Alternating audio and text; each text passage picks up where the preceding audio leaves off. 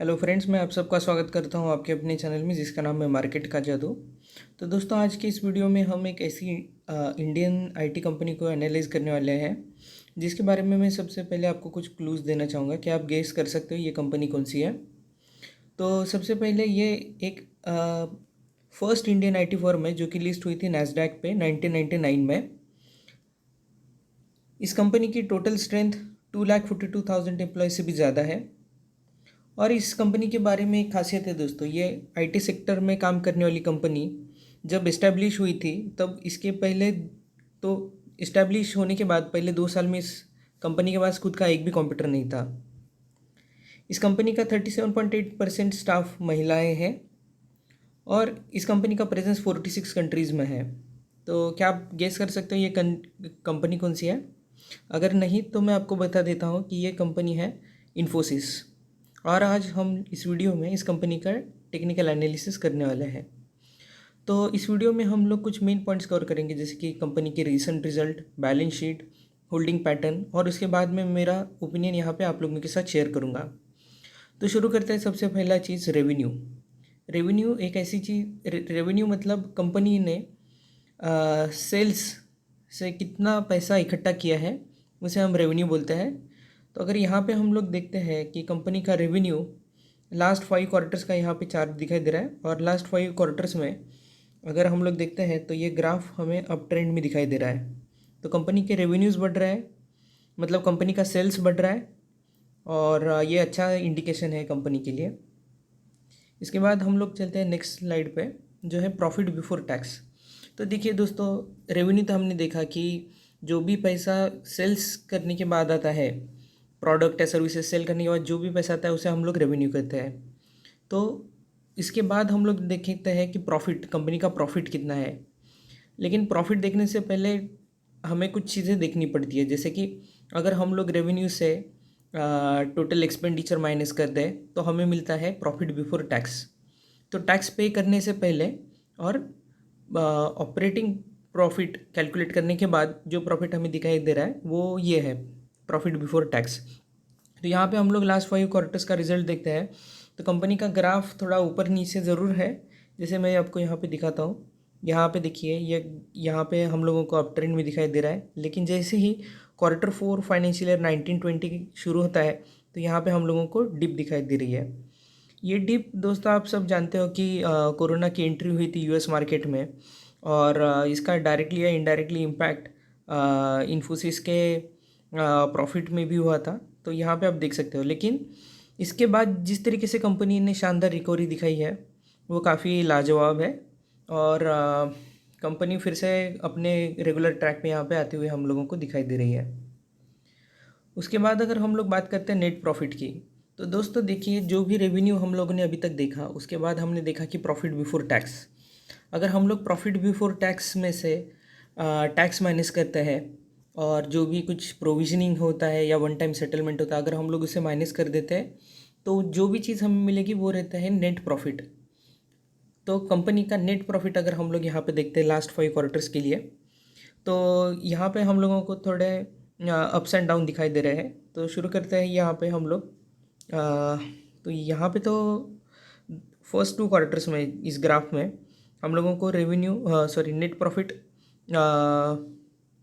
Up होते हुए दिखाई दे रहा है, लेकिन जैसे ही हम लोगों का Q4 2019-2020 शुरू होता है तो ये ग्राफ धीरे से नीचे आ जाता है।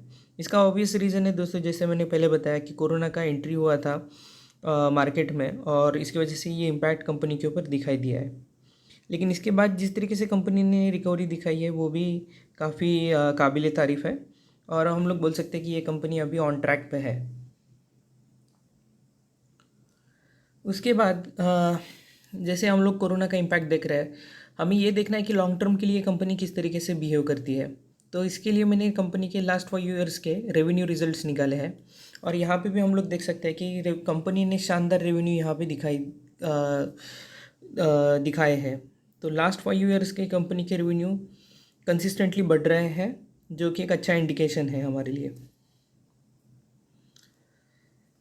उसके बाद हम लोग देखते हैं कि लास्ट 5 ईयर्स के नेट प्रॉफिट। तो हम लोग एक काम करते हैं यहाँ पे ये फाइनेंशियल ईयर 2016 का नेट प्रॉफिट और ये फाइनेंशियल ईयर 2020 का नेट प्रॉफिट। अगर हम लोग इसको कनेक्ट करके देखते हैं तो ये ग्राफ हमें अप ट्रेंड में दिखाई दे रहा है। तो ऑब्वियसली दोस्तों ये कंपनी लॉन्ग टर्म के लिए काफ़ी शानदार दिखाई दे रही है मुझे। इसके बाद हम लोग देखते हैं कि कंपनी का क्वार्टर ऑन क्वार्टर और ईयर ऑन ईयर रिजल्ट्स कैसे हैं। तो सेम चीज़ है दोस्तों, ये क्वार्टर्स के रिज़ल्ट अभी हम लोगों ने जिस तरीके से देखे वही क्वार्टर्स के रिज़ल्ट है। तो हम लोग इसमें जाएंगे नहीं ज़्यादा, हम लोग सीधा जंप करते हैं क्वार्टर ऑन क्वार्टर और ईयर ऑन ईयर बेसिस पे। तो रेवेन्यू अगर हम लोग देखते हैं इस क्वार्टर में 3.82% से बढ़ा है। ये हम लोग अगर प्रीवियस क्वार्टर से कंपेयर करते हैं तो रेवेन्यू यहाँ पे बढ़ते हुए दिखाई दे रहा है। और same cheese year on year basis पे भी रेवेन्यू 8.58% से इंक्रीज़ हुआ है। तो काफ़ी शानदार रेवेन्यू यहाँ पे हम लोग बोल सकते हैं, कंपनी ने ग्रोथ काफ़ी शानदार दिखाई है। एक्सपेंस की अगर हम लोग बात करते हैं तो एक्सपेंस हम लोगों को नॉर्मल सा दिखाई दे रहा है कंपेयर टू लास्ट क्वार्टर। 19-20 होते रहता है, तो इसे हम लोग मतलब ज़्यादा कुछ केयर नहीं करेंगे। ईयर ऑन ईयर बेसिस पे भी अगर हम लोग देखते हैं तो 3.55% का यहाँ पे टोटल एक्सपेंस बढ़ा है। मेन चीज़ आती है दोस्तों, हमारा नेट प्रॉफिट कितना है या प्रॉफिट बिफोर टैक्स कितना है, उसके ऊपर हमारा फोकस होना चाहिए रेवेन्यू के साथ साथ। तो एक टोटल एक्सपेंस हम लोग देखते हैं मतलब ये सही तरीके से या नहीं, ये हम लोगों को रिफ्लेक्ट होगा नेट प्रॉफिट में। उससे पहले हम लोग देखते हैं कि कंपनी के प्रॉफिट बिफोर टैक्स में 17% की जंप दिखाई दे रही है क्वार्टर ऑन क्वार्टर बेसिस पे। Similarly year on year basis पे 23% की जंप दिखाई दे रही है, काफ़ी शानदार जंप हम लोग यहाँ पे बोल सकते हैं। सिमिलरली नेट प्रॉफिट की अगर बात करते हैं तो क्वार्टर ऑन क्वार्टर बेसिस पे 13.72% की जंप है। वही ईयर ऑन ईयर बेसिस पे 20.34% की जंप, काफ़ी ज़बरदस्त परफॉर्मेंस यहाँ पे कंपनी ये दे रही है। इसके बाद हम लोग देखते हैं कंपनी का नेक्स्ट इंपॉर्टेंट पैरामीटर जो है बैलेंस शीट। तो बैलेंस शीट में ये जो डिटेल्स है मैंने moneycontrol.com से यहाँ पे उठाए हैं और इसको सिंप्लीफाइड फॉर्मेट में लिखा है। यहाँ पे हमारा फोकस है कि हम लोग कंपनी के कुछ मेन पैरामीटर्स देखें, जैसे reserve, surplus, long term borrowing, short term borrowing, cash and cash equivalents. तो ये कुछ मेन पैरामीटर्स हैं जो मैंने फेच किए हैं moneycontrol.com से। तो सबसे पहले आते हैं रिजर्व्स एंड सरप्लस के ऊपर। रिजर्व्स एंड सरप्लस ये वो चीज़ होती है, जैसे कंपनी का प्रॉफिट आता है तो उस प्रॉफिट में से कुछ part company reserves and surplus के लिए साइड में रखती है। कुछ अगर इमरजेंसी हो या कुछ कंपनी को रिजर्व कर रखना है कैश, तो उसके लिए ये प्रोविजनिंग की जाती है। तो सबसे फर्स्ट कॉलम है हमारा ये मार्च 2020 का डेटा। हम लोग बाकी के फाइनेंशियल ईयर का रिजल्ट हम लोग इतना इंटरेस्टेड नहीं है, लेकिन अगर किसी को देखना है लास्ट फाइनेंशियल ईयर इसके रिजल्ट, तो वो यहाँ पे देख सकते हैं। लास्ट टू कॉलम्स में यहाँ पे ये लास्ट के 2 फाइनेंशियल ईयर के बैलेंस शीट का डिटेल यहाँ पे आपको दिखाई देगा। तो अगर हम लोग बात करते हैं कंपनी के ऊपर रिजर्व्स की, तो कंपनी का रिजर्व्स काफ़ी शानदार दिखाई दे रहा है जो है 60,105। तो लगभग 60,000 रुपीज़ इन करोड्स के रिजर्व्स यहाँ पे दिखाई दे रहे हैं, जो कि काफ़ी ज़बरदस्त रिजर्व हम लोग बोल सकते हैं। उसके बाद हम लोग देखते हैं कंपनी के ऊपर कोई डेप्थ है क्या, कोई कर्जा है क्या। तो लॉन्ग टर्म और शॉर्ट टर्म बोरिंग कंपनी के ऊपर कुछ भी नहीं है, तो एब्सोल्युटली डेप्थ फ्री कंपनी हम लोग इसको बोल सकते हैं। कोई भी कर्जा इस कंपनी के ऊपर नहीं है। उसके बाद अगर हम लोग कैश एंड कैश इक्विवेलेंट्स की बात करते हैं तो कंपनी के पास 13,562 रुपीज़ इन करोड्स का कैश और कैश इक्विवेलेंट्स दिखाई दे रहा है। होल्डिंग पैटर्न की अगर हम लोग बात करते हैं तो इस कंपनी के प्रोमोटर्स का होल्डिंग 12.95% दिखाई दे रहा है। और यहाँ पे एक खास बात है दोस्तों, जैसे कंपनी ने नैस्डैक पे अपना लिस्टिंग किया था 1999 में, उसके बाद से धीरे धीरे करके कंपनी के प्रोमोटर्स ने अपनी हिस्सेदारी धीरे धीरे कम की है। लेकिन अगर जैसे हमने देखा कि कंपनी के रिजल्ट्स पे इस होल्डिंग का कुछ इम्पैक्ट नहीं है, तो भले ही होल्डिंग थोड़ी कम है लेकिन हम लोगों को इतना वरी करने की ज़रूरत नहीं है। सिमिलरली अगर प्लेस शेयर्स के बारे में अगर हम लोग बात करते हैं तो कंपनी के प्रोमोटर्स ने एक भी शेयर यहाँ पे प्लेस नहीं किया है। अगर हम लोग बात करते हैं FIIs की, तो FIIs ने अपनी हिस्सेदारी यहाँ पे 31.31% रखी हुई है, जो कि अच्छी खासी हम लोगों को दिखाई दे रही है। अगर ये हम लोग लास्ट क्वार्टर के बेसिस पे कंपेयर करें तो ऑब्वियसली ये बढ़ती हुई हमें दिखाई दे रही है। सिमिलरली DIIs की हिस्सेदारी अगर हम लोग देखते हैं तो 24.97% है दोस्तों, और पब्लिक की हिस्सेदारी 30.37% है।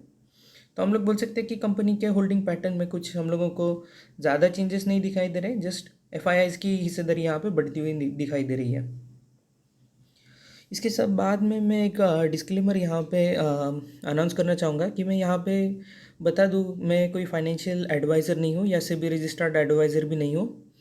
इस वीडियो में दिए गए ओपिनियन प्योरली एजुकेशनल पर्पज़ के लिए है, और अगर आप इस कंपनी में इन्वेस्ट करना चाहते हो तो आप एक बार अपनी साइड से इसका एनालिसिस करके देखें या फिर आपके फाइनेंशियल एडवाइज़र का ओपिनियन लें।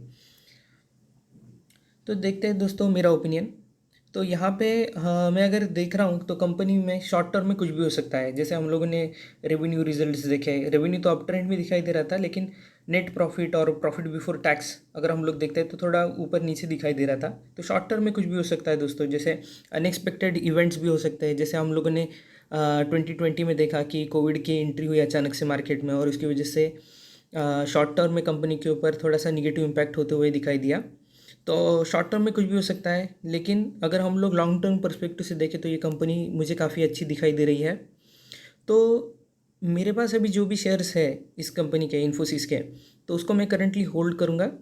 और अगर स्टॉक प्राइस नीचे जाता है तो ऑब्वियसली मैं इसको बाय करना शुरू करूँगा। जैसे मैंने ट्रिगर लगा के रखा है कि 5% अगर शेयर डाउन होता है तो मैं कुछ थोड़ी थोड़ी प्रोपोर्शन में क्वांटिटीज़ उठाऊँगा इस शेयर्स की। तो बाय ऑन डिप्स की स्ट्रैटेजी मैं यहाँ पे डेफिनेटली लगाऊंगा। उसके बाद सेल करने का एक ही रीज़न होगा मुझे, जैसे इस कंपनी के शेयर्स सेल करने का एक ही रीज़न होगा मेरे पास, जो है अगर कंपनी के फंडामेंटल एनालिसिस में मुझे कुछ सिग्निफिकेंट चेंजेस दिखाई देते हैं तो डेफिनेटली मैं यहाँ पे इस कंपनी के शेयर्स बेच दूंगा। लेकिन जिस तरीके से पास्ट में इस कंपनी ने परफॉर्मेंस दिया है, और जिस तरीके से अभी हम लोगों को इस कंपनी का फ्यूचर दिखाई दे रहा है, तो मैं यहाँ पे काफ़ी बुलिश हूँ इस कंपनी के ऊपर, और लॉन्ग टर्म के लिए होल्ड एंड बाय के सजेशन मैं यहाँ पे देना चाहूँगा। फिर से मैं रिमाइंड कर दूँ दोस्तों, ये मेरे खुद के ओपिनियन है, और इन्वेस्टमेंट से पहले आप अपने फाइनेंशियल एडवाइज़र को ज़रूर कंसल्ट करें। अगर आपको ये वीडियो अच्छा लगा तो प्लीज़ लाइक, शेयर और सब्सक्राइब कीजिए। साथ ही साथ आप हमें कमेंट में बता दीजिए कि आपको नेक्स्ट कौन सी कंपनी का एनालिसिस करना है, हम लोग उसे कवर करने की कोशिश ज़रूर करेंगे। Thank you for watching this video. See you again.